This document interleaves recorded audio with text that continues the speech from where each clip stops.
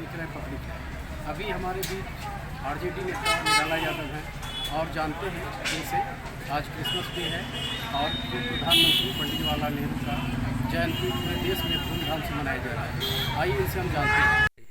निराला जी, ये बताइए, आज क्रिसमस डे है, ऐसे में बिहार वासियों से क्या आपका अपील रहेगा? मैं प्रभु यीशु के आज जो दिन है क्रिसमस डे, पूरे दुनिया में धूमधाम से लोग मनाते हैं जी। और खास करके जो इस धर्म को मानने वाले लोग हैं उनके लिए आज बहुत ही पवित्र और महत्वपूर्ण दिन है जी।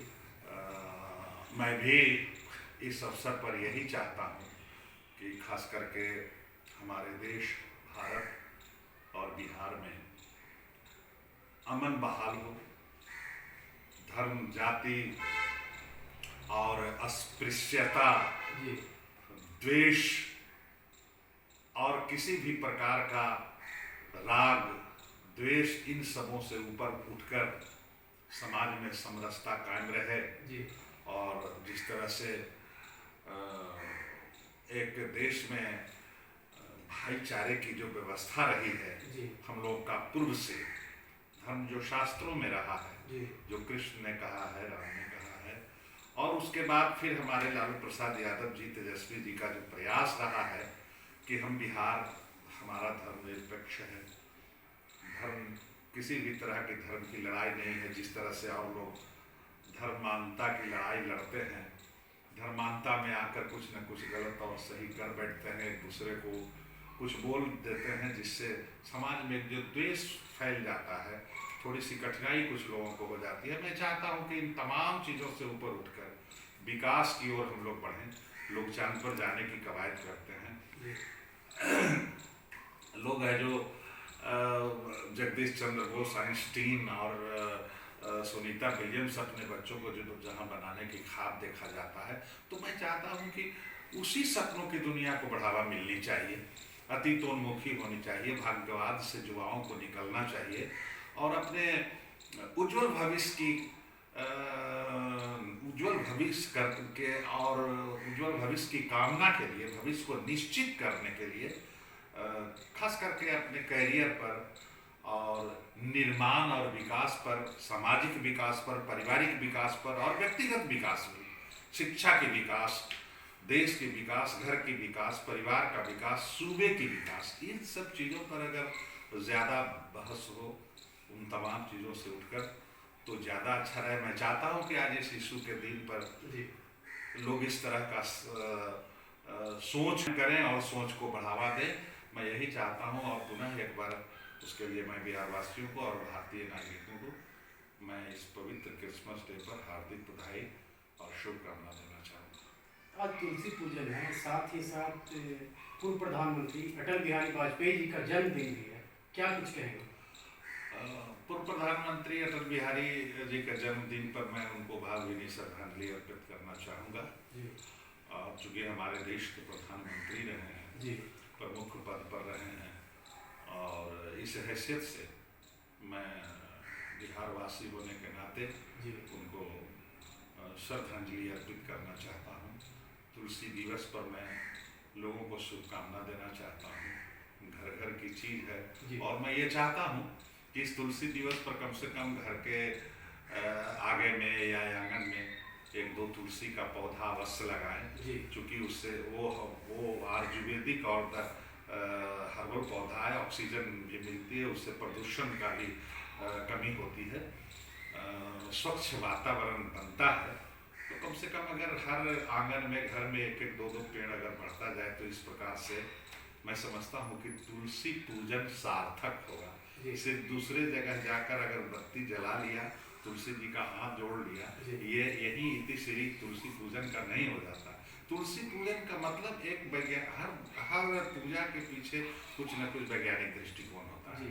तो उसमें यही वैज्ञानिक दृष्टिकोण है कि तुलसी के पौधे की हम हिफाजत करें, संरक्षण करें और उसको रोपण करके वृद्धि भी करें, ताकि जो प्रदूषण है उसमें कमी आए और आम जो जनजीवन है उसमें उसका लाभ ले। यही हम तुलसी पूजन के अवसर पर। एक और सवाल है सर आपसे क्योंकि अभी महागठबंधन की सरकार है और सचिवालय सहायक का पहला जो एग्जाम होता है उसका क्वेश्चन पेपर लीक हो जाता है आधे घंटे बाद, इस पर आप क्या कुछ कहेंगे? देखिए, इसके बारे में विशेष जानकारी नहीं है। पेपर के माध्यम से मैंने सुना है, लेकिन बिहार के मुखिया माननीय मुख्यमंत्री महोदय इस पर जो नेसेसरी एक्शन होना चाहिए, जो कार्रवाई की बात होनी चाहिए, जांच की बात होनी चाहिए, वो कर चुके हैं। इसलिए मैं समझता हूं कि उस जगह पर कुछ भी हमको बोलना बिल्कुल उचित नहीं होगा, क्योंकि माननीय मुख्यमंत्री ही का जब एक्शन हो चुका है तो उसमें हम नहीं समझते हैं कि कुछ किसी और को बोलने। एक और है सवाल सर, ये बार बार पेपर लीक हो जाता है, पिछले बार बीपीएससी का पेपर लीक हुआ है, इस पर अब क्या कहेंगे, कहाँ चूक रही है सरकार? देखिए, बार बार लीक होता है, ये इसका कर रहे हैं मुखिया, उनको करने देना चाहिए। जी, नव वर्ष आने वाला है, ऐसे में बिहार वासियों से और देशवासियों से क्या अपील रहेगा? नव वर्ष के शुभ अवसर पर मैं यही चाहता हूँ जी कि देश के युवा हमारे नेता तेजस्वी यादव जी के नेतृत्व में, खासकर बिहार के युवा एग्रेसिव हैं, आशावान हैं, और मुझे लगता है कि नए साल में बिहार के युवाओं के लिए हमारे तेजस्वी जी ने जो कहा है, रोजगार का अवसर ज़्यादा से ज़्यादा प्राप्त होगा। तो नए अवसर में, नए साल में वो दिख रहा है, और युवाओं के उज्जवल भविष्य की मैं कामना करता हूँ। देश में, राज्य में, देश में सुख समृद्धि की कामना करता हूँ। तमाम आपसी द्वेष और अन्य राग को छोड़ करके और राज्य की विकास की ओर हम लोग बड़े सहयोग करें। युवा नेता हमारे तेजस्वी यादव के नेतृत्व में चलें, बढ़ें, बिहार बढ़ेगा, बिहार विकास करेगा। विकास में हर जनता का, हर नागरिक का सहयोग मिलनी चाहिए। कोरोना को लेकर के बिहार वासियों और देशवासियों से क्या अपील रहेगा? कोरोना में के अवसर पर हमको देशवासियों से यही अपील होगा कि अपनी सुरक्षा और अपना एहतियात स्वयं बरतें।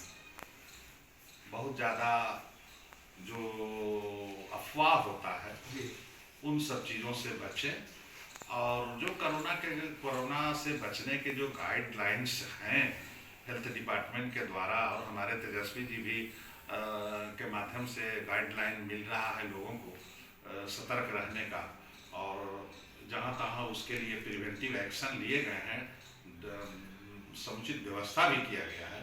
तो हम यही लोगों को कहेंगे कि अपनी एहतियात स्वयं पहले सतर्क होकर बरतनी चाहिए।